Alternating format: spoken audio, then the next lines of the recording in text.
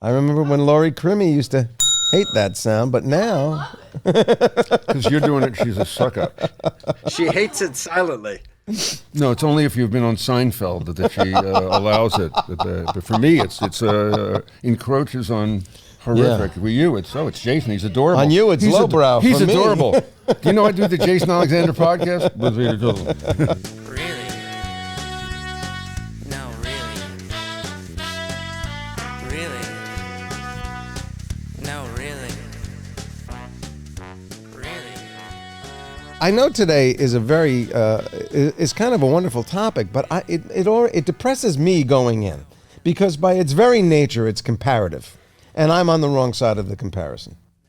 Other people are happy, and add happier Then you are. than I am. And by the way, and the world around me. But the thing that should make you happy is you have a best friend and a partner who most of the time, barometer-wise, is even less happy than you. And hence that's why which we're makes together. Which makes you feel so much better and me continuously crappy. Right. So this I always topic- say, what makes a best friend? You feel better when Than you're they do. around them. When they do. Because they have shit. It's worse. By comparison. You call me and you go, how's your day? And I go, oh man, it's not good. And you go, all right, oh wow. And you hang up the phone and well, go, I guess all I'm right, having a pretty good day. I'm tackling the world. So the topic is, we saw this, that kids in the Netherlands, the Netherlands are home to the happiest kids in the world. That's the way they put it in the And headline. that is really in and of itself. I got so annoyed. Why? Well, the Netherlands, even the name and even connotes nothing. Yeah, nether, nothing. the Well, nether regions. right. Don't go down there. That's your nether parts. So There's already, nothing positive. usually when we see a topic that makes us go really, no, really. This one had an attitude. We went, really, no, really. Yeah, no, we actually this got one we angry. were- that's Happy, right. really? They're the happiest Yes. kids in the world? Yes. So before we talk about that, though, Yes. in this country, we have our traditions and the way we raise our kids and Sure. culture. So I thought we'd give a comparative of some of the other cultures in the world. So when we have this guest on, we know how it's Who is a stacked child up. psychologist, right, yes. And she talks about what's going on in the Netherlands / Holland / the Hague, In whatever the the hell happiest she, place whatever on the hell earth, she, yeah, which is happiest now place. not Disneyland. So there's a copyright infringement right there. You have some comparisons, okay, about how Yes. to do it. So in Japan, and I don't know if you've seen this show, it's called Old Enough. In Japan, it translates to My First Errand. They have 3-year-olds on their own taking public transportation to get something from the store. They have them doing other tasks. Now, granted, they've pushed it a little young because it's a TV show, and they have And also, I was going to say, a crew, they have and a crew is of watching. 20 Yeah. following No them. kid has fallen down a hole. But do you know? And this is going to be for us who are somewhat helicopter. Yeah. At 6, picture Yeah. this: 6, your kid is at school, serving other kids lunch. They're cleaning up the school, including the bathrooms. They have chores to do aside from their other stuff. They have responsibility. Can At I 6. just say something? That's lovely, and I'm sure it instills a sense of responsibility. But if my bathroom looked like it was cleaned by a 6-year-old, there would be a report to management. Yeah, that's true. If I made mine. Yeah. By the way, if I made He my, might have missed a spot. You know what I'm saying? By the way, I know how my 27-year-old would clean my bathroom. Exactly. Exactly. That's a very good point. In Denmark, this is fascinating, and we knew this, but think about it. Your kid is in a stroller. They're that young.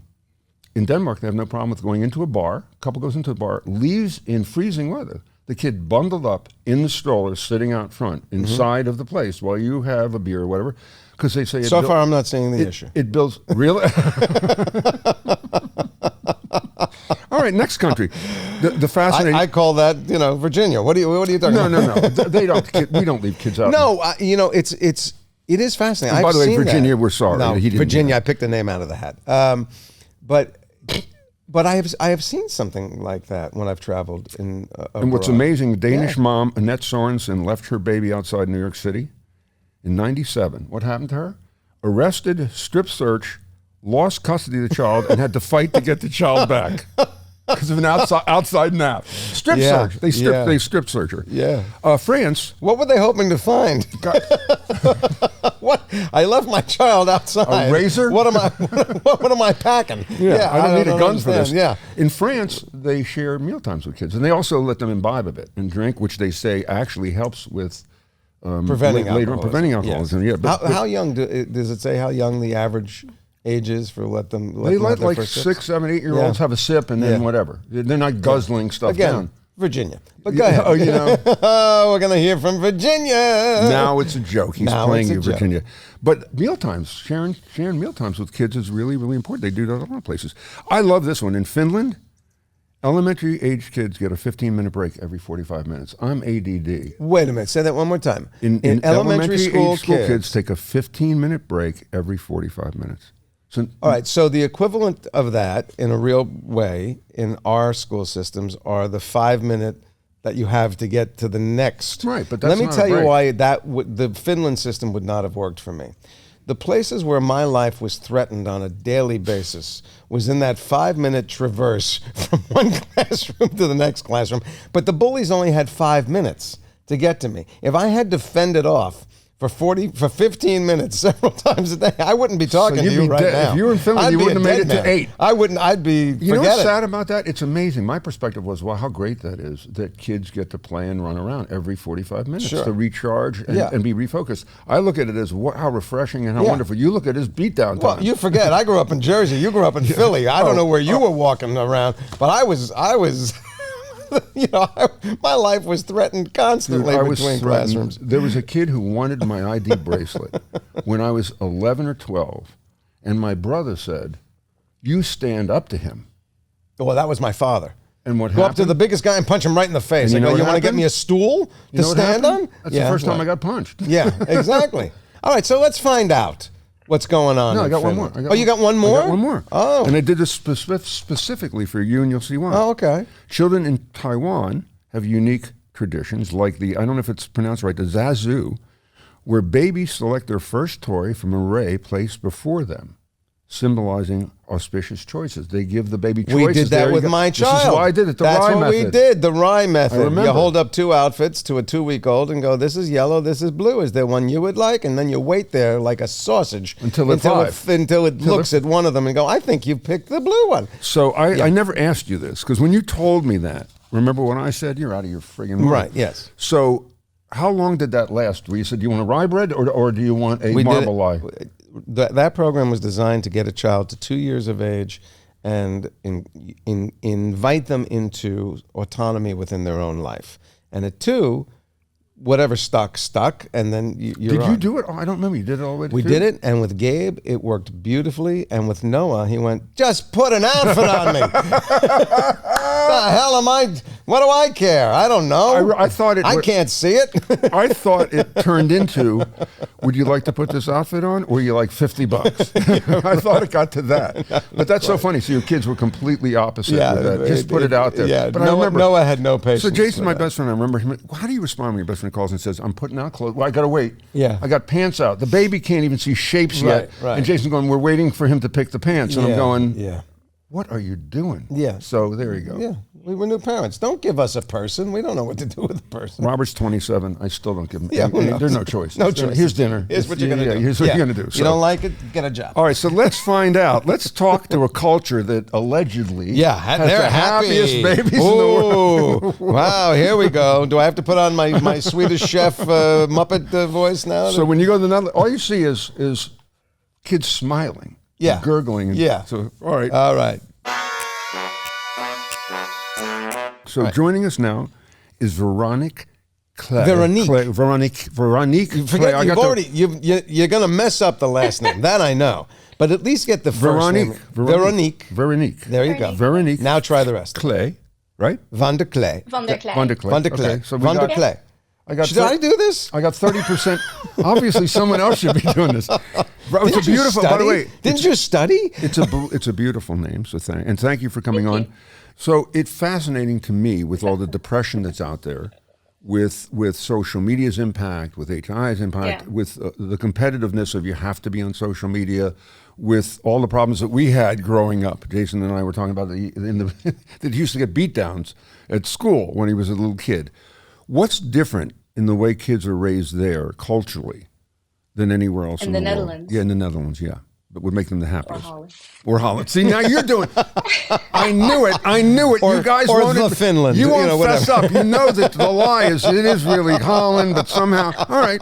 Nevertheless, so yes, kids in the Netherlands. Yeah. What's going on there that allegedly makes them the happiest? Yeah. Well, I do have to say, obviously, we're not perfect either, but I think there are quite a few things that we do that are having a positive effect on our children's well-being. I think one of the things that we're very, very good at is allowing our children to learn independence at a very young age. So we tend, and I'm not saying that everyone does that, but we tend to let our children play quite independently by themselves, like at the playground, without hovering too much, without, catching them as soon as they might fall. Um, Also with, for example, we cycle quite a bit here in the Netherlands from a very, very young age. And so children learn this independence, cycling by themselves also to school very, very young. Usually when they're about like 9 or 10, we do already allow them to go independently to school on their bicycles. But that's something that they learn quite young, and I think that we tried as Dutch parents to give them a lot of freedom. And I think that is part of one of the reasons why I think they are quite happy in that sense. So anecdotally, what that reminds me of, Veronique, is when I was a kid, and I was born in 1959, so I was a kid in the 60s. In my neighborhood, same thing. I was on my bike.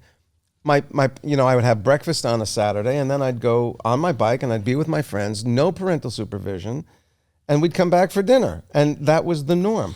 If my child, when I became a parent, a mere 30-something years later, that was the scariest thing we could imagine. What changed? But let me ask you something there, because the same thing with me, although my parents didn't care as much, so there was not that much concern. But in our neighborhoods, in our neighborhoods growing up at that point, it was my neighbors knew they would rat There were me out. eyes everywhere. There were a lot of eyes on kids, so it was very different. And is that true there as well? That it's sort of the village is aware that the children are out, and so as a community, the watching the other parents kids. and the adults are sort of keeping a distant but focused eye on these kids?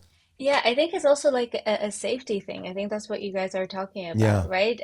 It is, I mean, relatively safe here in the Netherlands, and our roads are built so for if we're talking about the cycling, that we can safely cycle almost everywhere. It's easier almost to take it. No, it is easier to take your bicycle everywhere, and not take your car. Yeah. So it's relatively safe here, but we're also quite a small country, so Right. that feeling of, community, and not that we know everyone, but it is, taking care of each other. Even if you don't know that child that's crossing the street with the bike, you do, take care of each other in that sense. But how much is that truly a part of the formula for the fact that you have these happy kids? Is it the fact that it really is small communities in a small country? And I would also imagine, and I don't mean this in any pejorative way, sort of homogenous communities.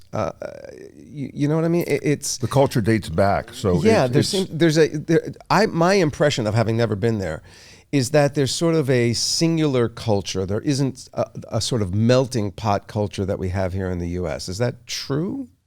No, we do have quite a few different cultures You do? here as well. Yeah, we definitely do. We have lots of different communities, the Turkish, the Moroccan communities. We have a lot of people who've come from Africa as well, who've settled here, right? Right. Who so it's not just Dutch. Right. We also have, especially like in The Hague, I live close to The Hague, a lot of international families that come and live here because of a lot of the international organizations that we have Yeah. here. So it's definitely not just Dutch, but it depends on where you go in the Netherlands. So where I live, it's very, very international.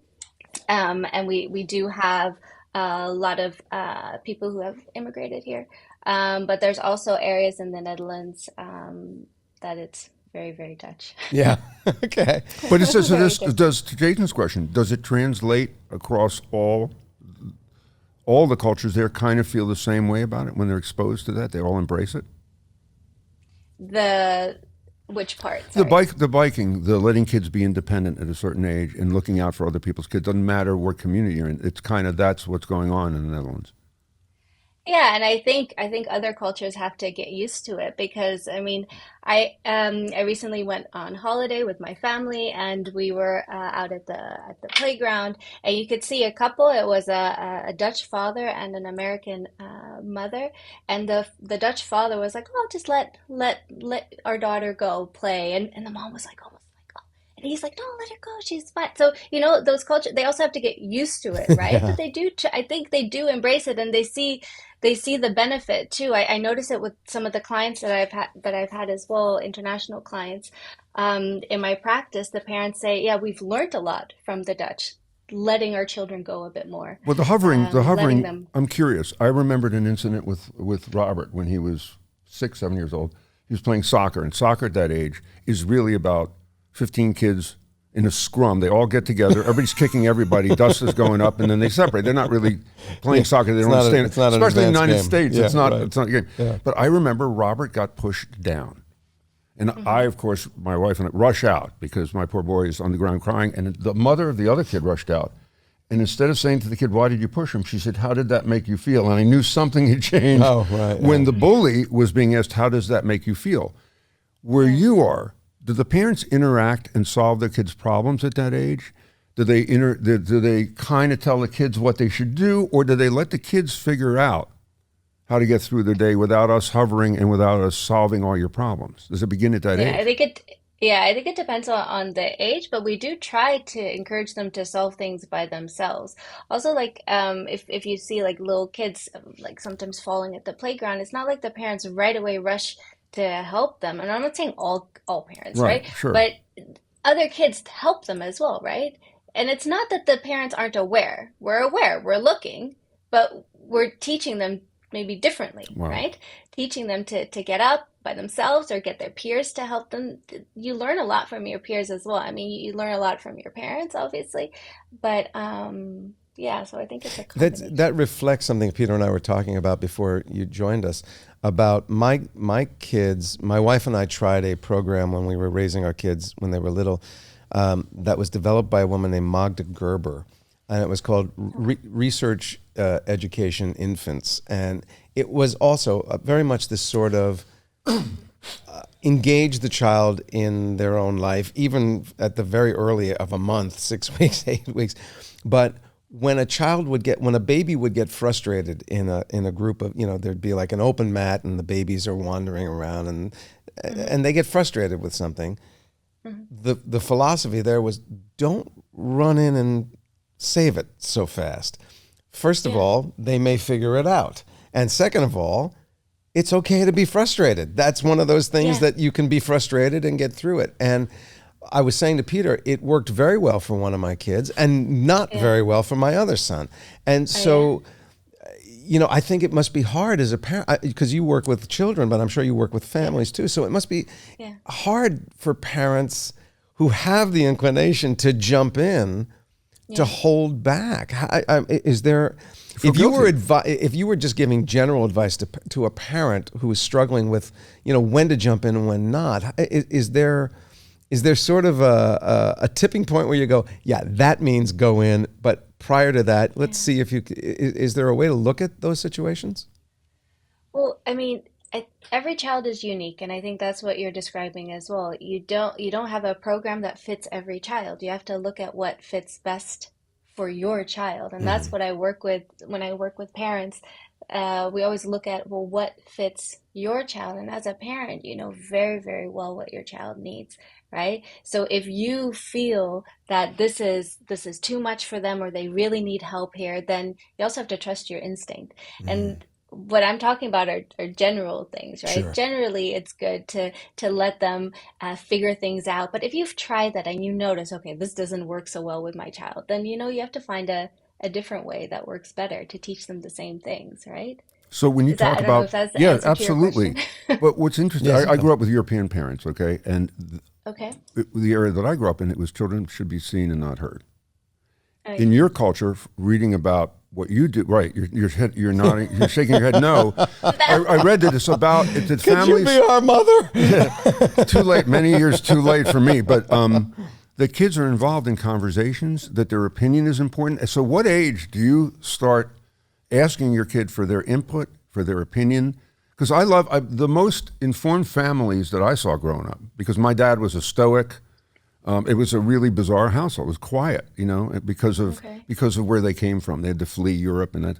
But the most intriguing friends I had were when the parents would have conversations with their kids at the dinner table or force them to have an opinion about a subject in the newspaper that day. They all had to come prepared for dinner or whatever. Yeah. And as much as they hated it, those seemed like really enriched environments because it seemed like the parents cared enough to involve the kids. In your culture, again, not every kid, but at what age do you start involving them and asking them, hey, you know what? You count. You're part of the family. Where do you want to go for the summer trip?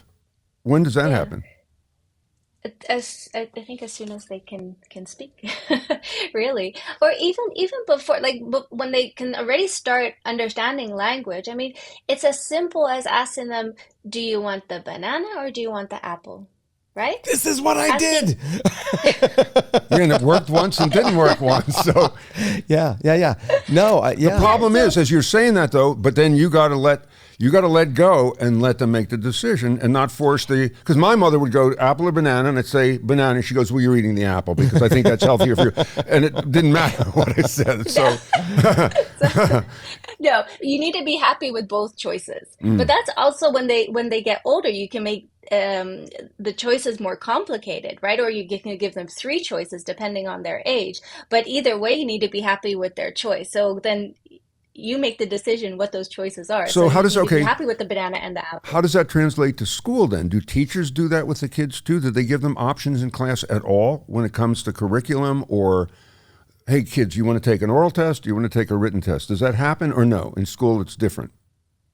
I think they do give options sometimes, like what task they want to do. So they get given the option, do you want to read? Do you want to do some math or I don't know, right? So they give some options, but they're also happy with whatever option that is. And they Right. make sure that they've then done everything that they want them to do that day, right? Yeah.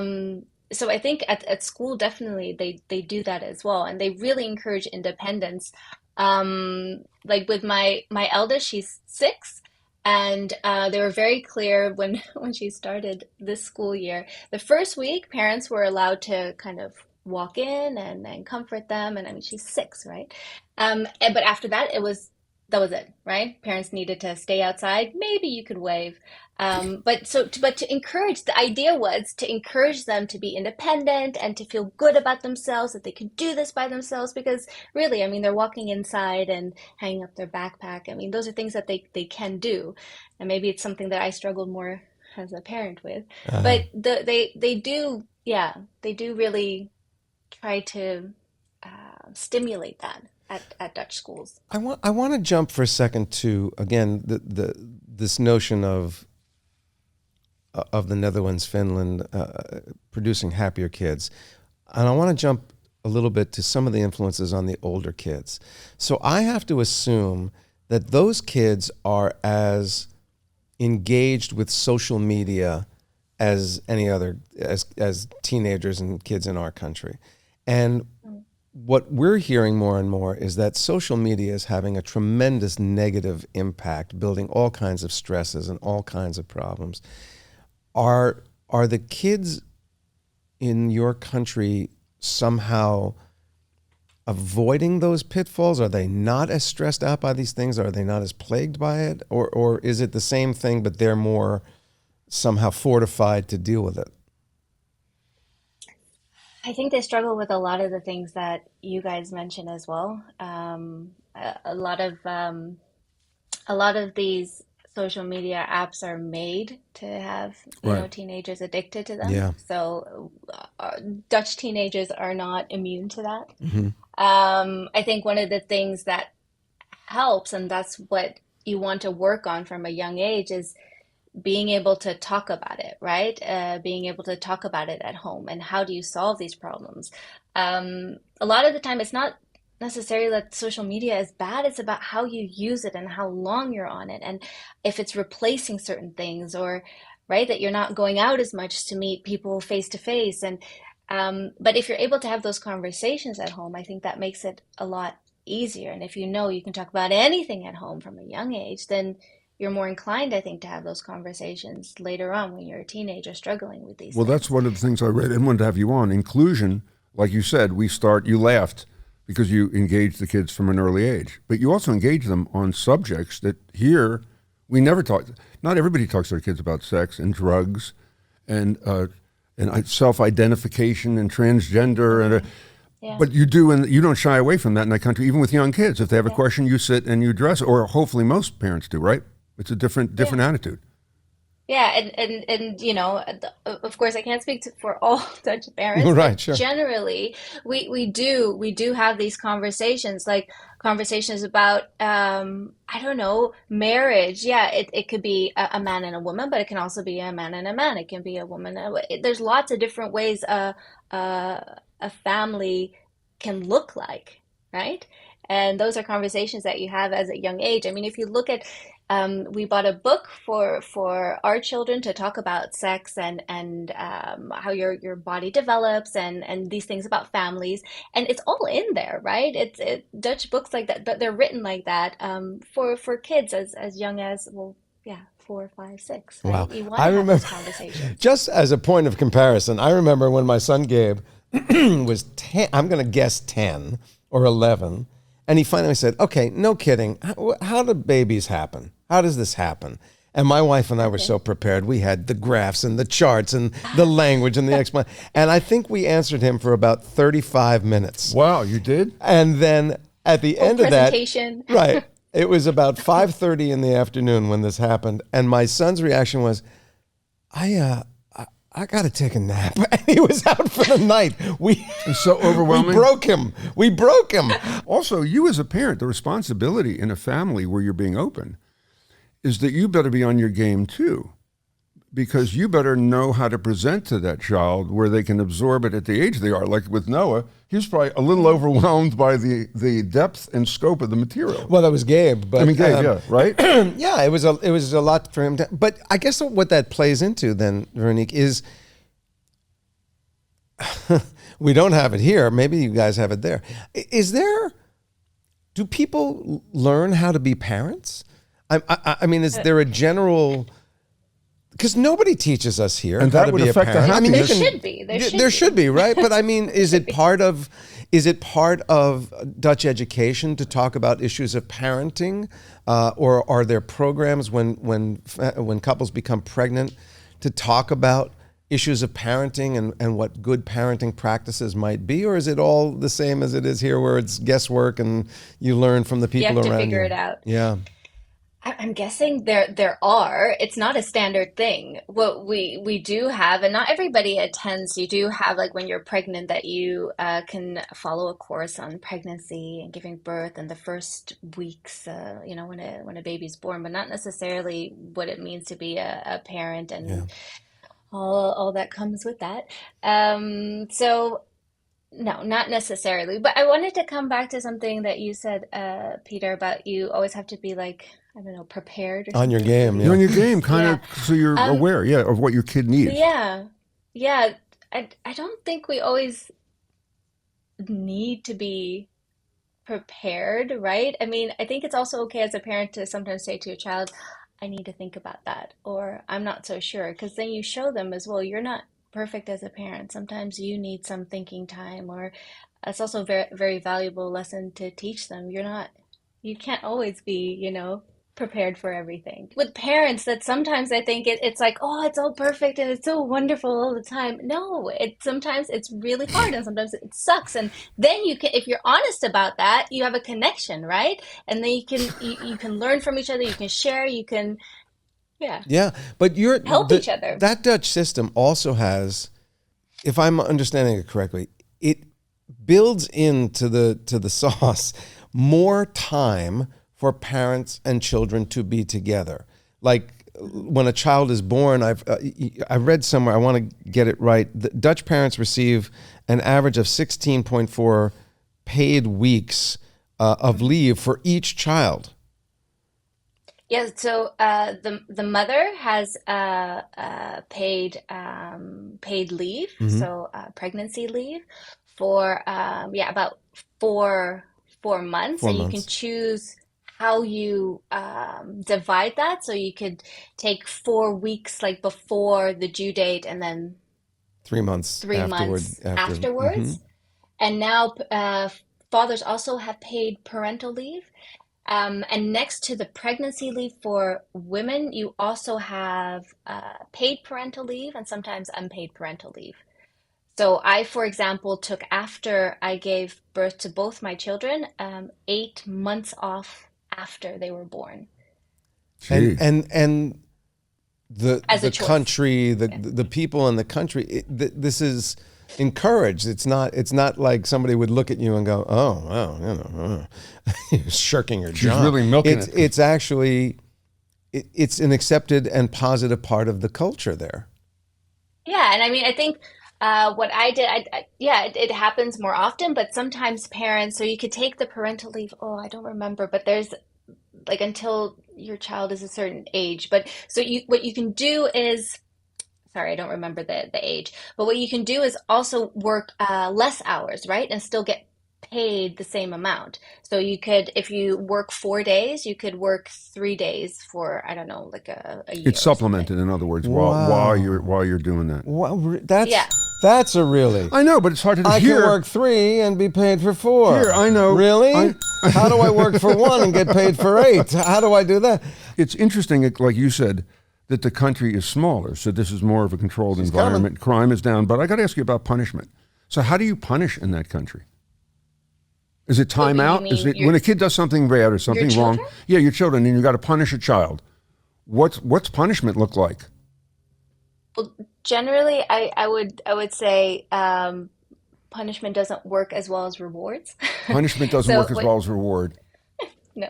it Wow. doesn't. So what you want to focus on more is rewarding the child for the good behavior instead of punishing them for the bad behavior. So are there things like timeouts or Sure, people use timeouts as they well. do, yeah.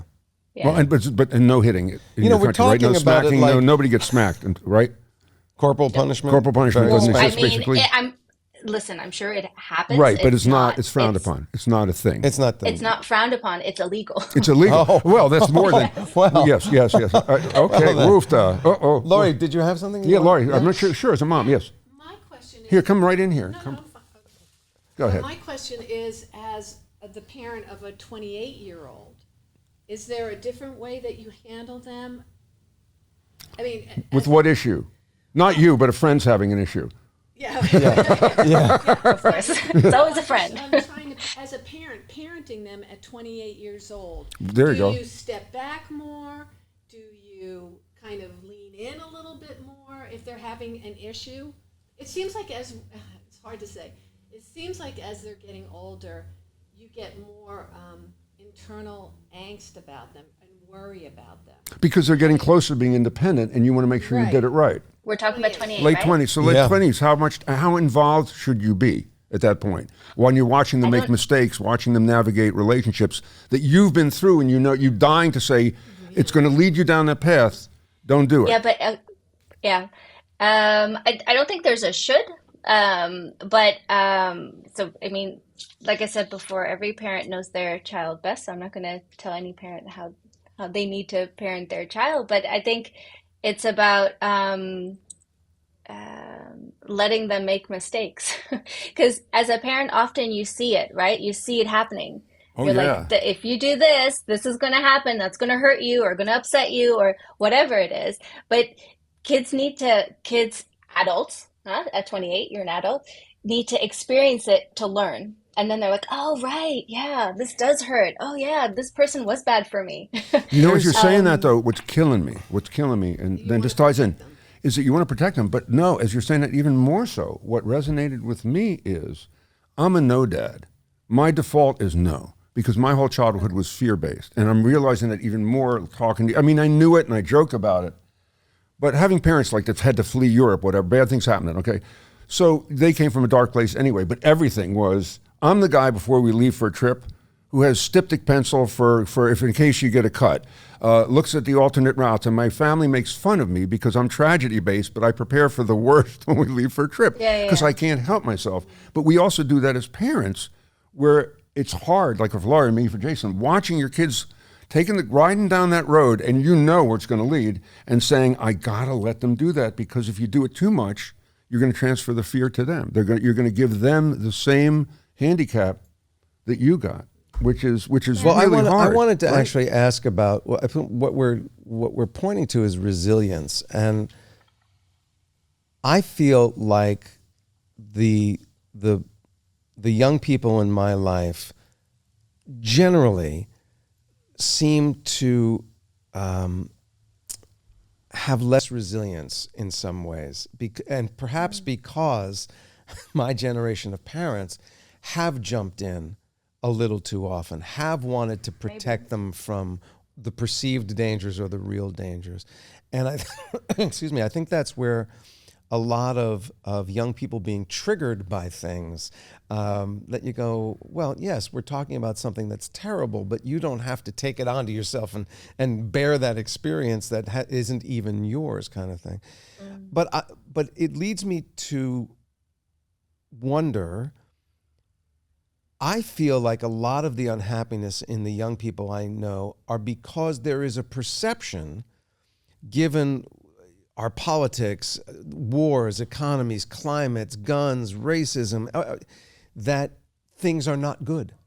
Things are just not good, that the world is somehow threatened or falling apart or our systems are collapsing. And so this generalized stress and tension and fear gets to them, and they become either fearful or depressed or apathetic.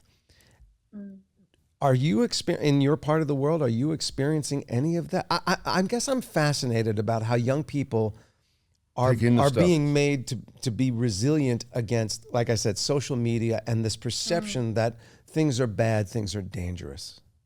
And oh, sure, I think here as well, we struggle with, worries about climate, worries about the future.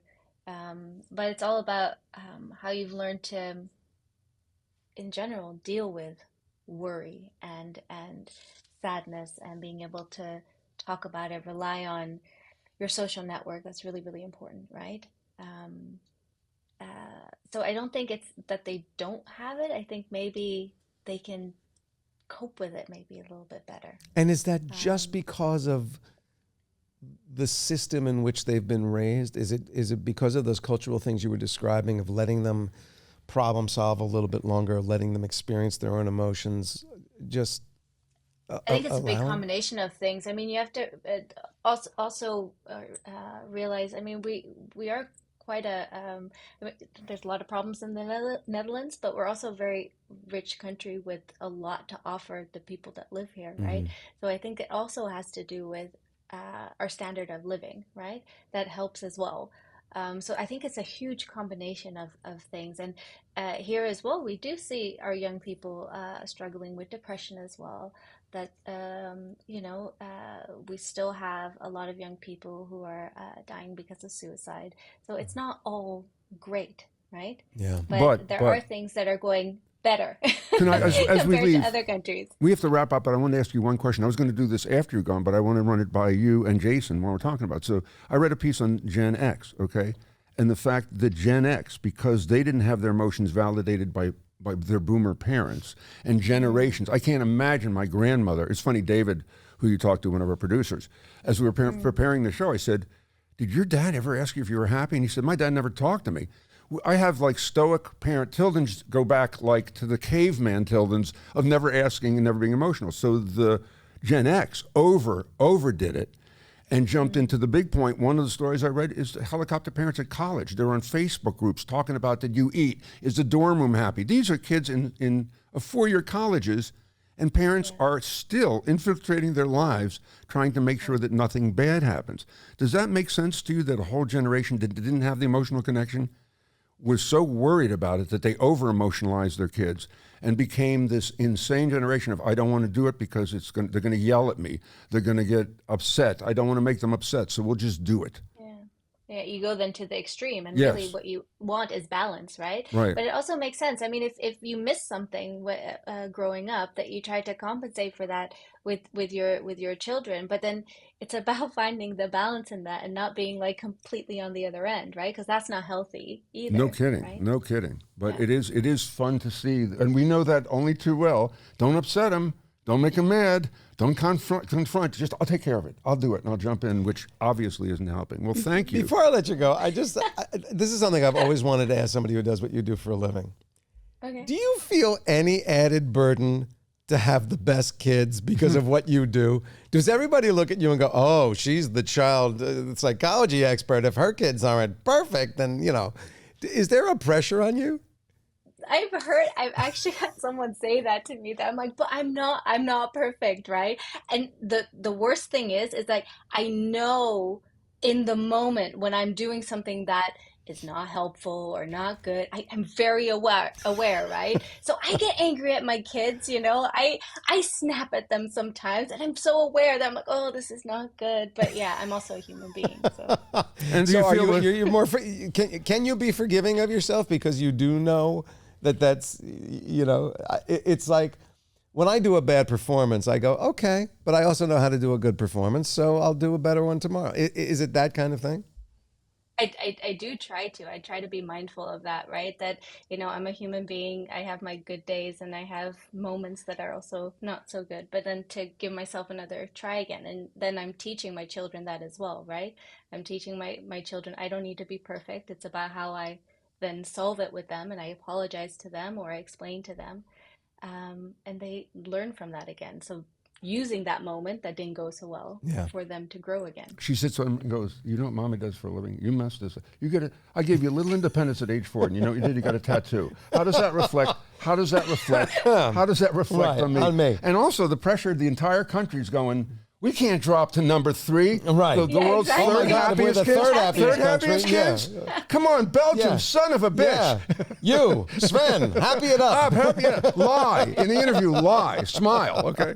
Well, thank you. Thank you for being on. It is fascinating Yeah, of what we can course. learn from other cultures. It's tough. Even when Laurie's asking those questions, it's ingrained in me to be a horrible parent because I had a whole history of, horrible in the sense that I hate passing along that fear thing. You want to pull back and say, they got to make mistakes. I can't pad your whole existence so that there's no trouble for you, but that's your instinct. It's a parental instinct. But you can. I mean, but that's what you've learned, right? So it Yes, makes sense yes. that that's what you do. But the first step is becoming aware of it. Yep. And then you can change it, right? Can I say the one thing that I'm I've hoping. tried to tell my kids? You can. I'm trying every day. I really do try every day. Yeah. I think, Exactly. I think the bottom That's all you line can is do. what I tell my boys is, I'm not going to let you fail. You don't have to worry about disaster. Now go do stuff. You're never going to be on the street. Should he even have You're that never gonna speech? Should he be- even have? See, she's smirking. You shouldn't even do Don't- that. what- don't- Because you shouldn't do that. Look I at her don't face. need her to Look tell at me what how that to face- raise that my face children. says. I didn't say That face anything. says, "Don't." I know, but your face said, "Don't be a schmuck." I understand. I'm Is really it- good is at that reading what I reaction. said? Yes, that's what your face Okay. said. No, because that starts from a neck. You're already putting a boundary on gonna it. be Like, I'm never going to let you criticized, really no. fail. So go have a good time. But I'm watching everything. It's like, no, Dad. It's we like don't. what I mean by that is you're not going to wind up homeless on the street because you made a mistake. You have a backstop. You have people that care about you. You have a community. You're not going to be suddenly out on your own with no So, resources. as your and nowhere last, to turn. is that a good thing to say, or shouldn't even say that? I think it's a great thing There for you kids to know that their parents are there for them no matter what. So I guess my "you're going to be That's always homeless" speech didn't work real well.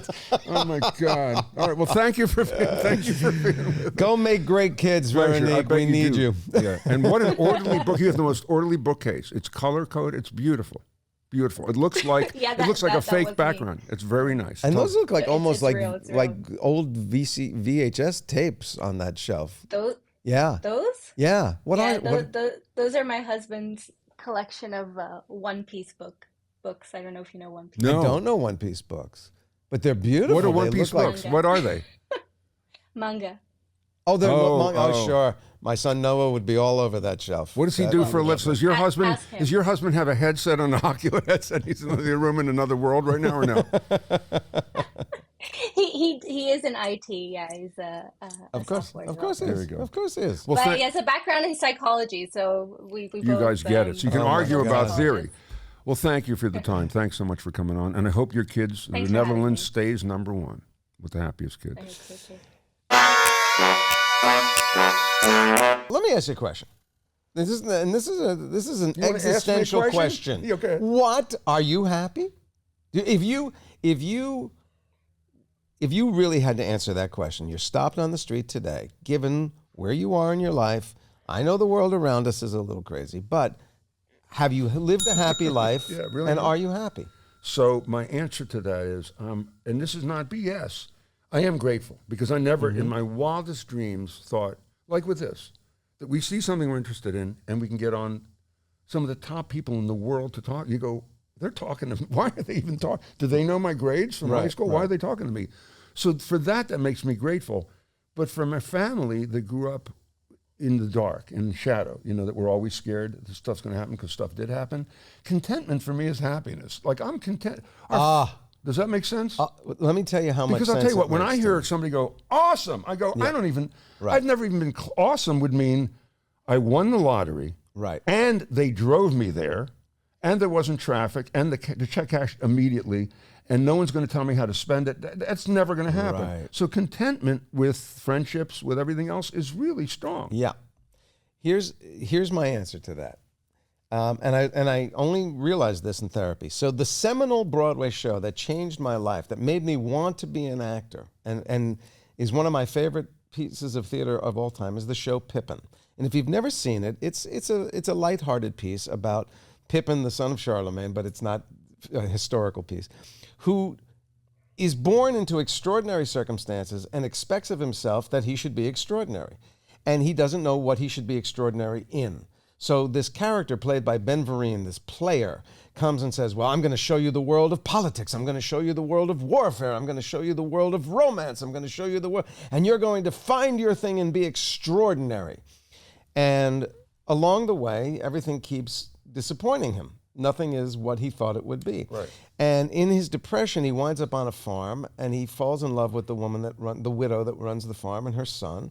And he's really content, and he goes, wait a minute, this is no good. This is not extraordinary. I need to be extraordinary. And he goes back to the player, played by Ben Vereen, and goes, show me what's extraordinary. And the player goes, well, here's what would be great is our grand finale. We do this whole setup, and you set yourself on fire, and you go up like a bolt, like the sun itself. It would be the most spectacular thing. And he goes, yeah, but if it's wrong, I'm going to have a lot of trouble trying something else.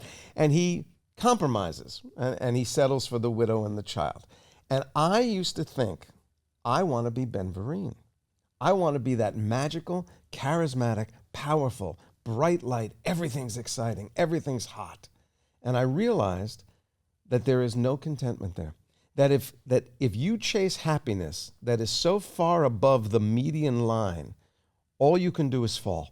When that thing that has risen you to the top of the roller coaster There's nowhere to go. hits there, you're going to drop so far below the median line that it's going to be crushing.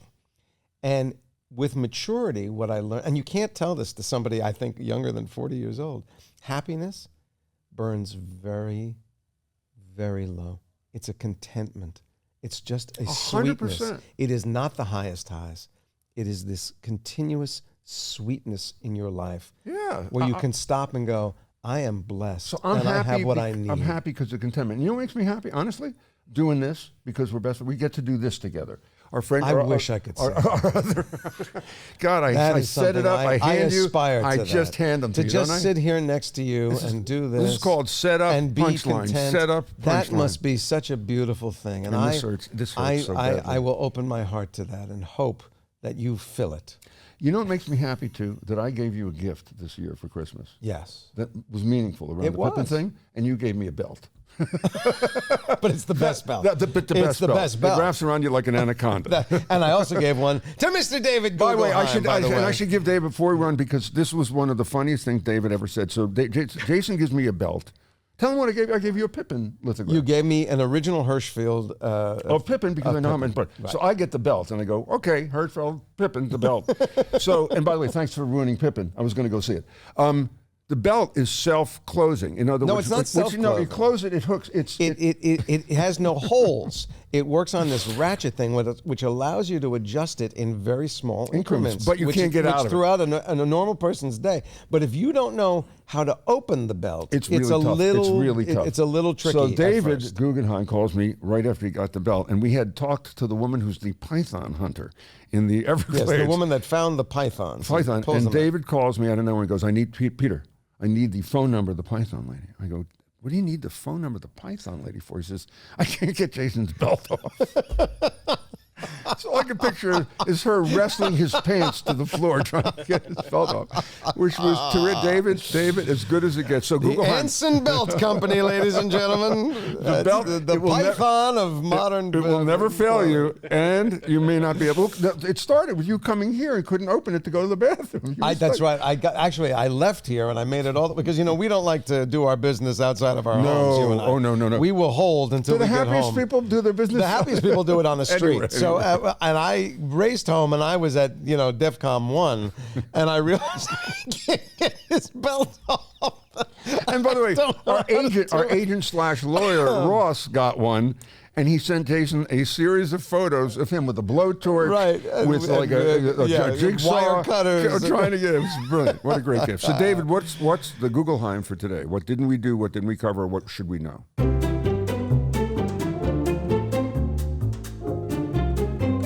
Well, I'm wearing the belt right now. God bless you. So am I, David. Here, I'm going to show right here. There it is. Oh my God! If you haven't eaten lunch, by the way, this is one of those times with the audio version much better.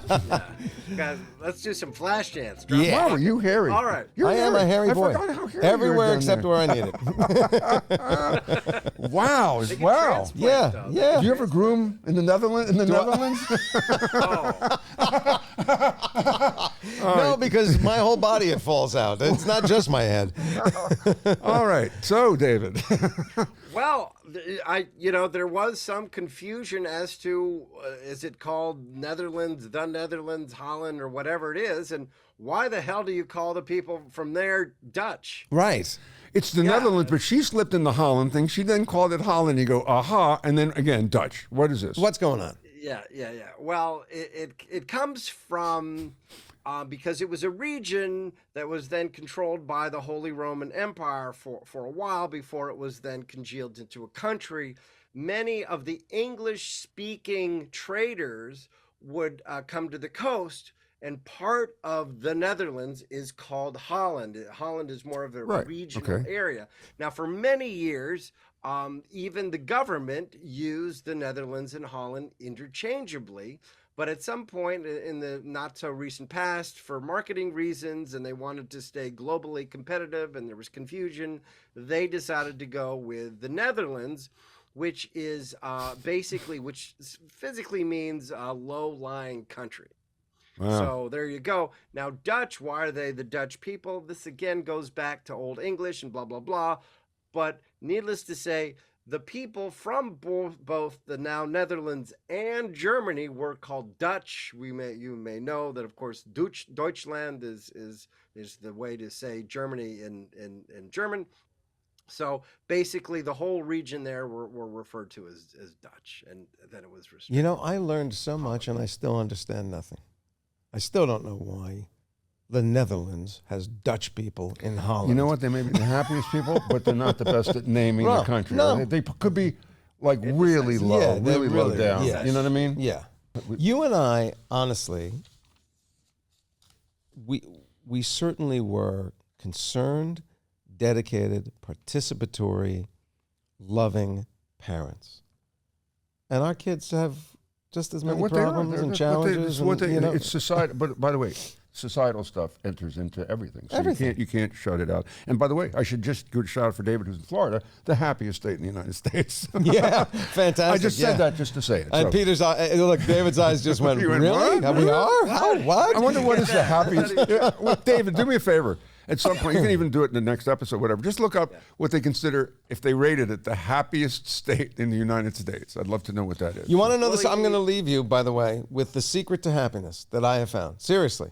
I'm being serious now. 11 years of Seinfeld. No, 9 no, years? How many no. years was it, by the way? 9? Why do you keep asking? Why can't you hold a simple fact in your mind? 9. 9 You know why? Can I tell you years. why? 9. Because I really don't care that much. I know you don't. It's indicative of the. 9 years. In fact, you just undercut what I Oh, was I'm so about sorry, to say. but that's what I do. Because Yes. this is my truth. Here we go. For your happiness. Don't point. Yes. Stop worrying about your happiness. Make the person around you happy. You know I do that. You know I try and do that all the I time. wasn't talking to you. You're looking at me. I wasn't giving You're looking you at me. instructions. You're looking at Laurie I past was me. Laurie, saying Laurie, a make philosophy. the other person happy. Stop worrying about how happy you are. Try to make the people around you a little bit happier and see what happens for you.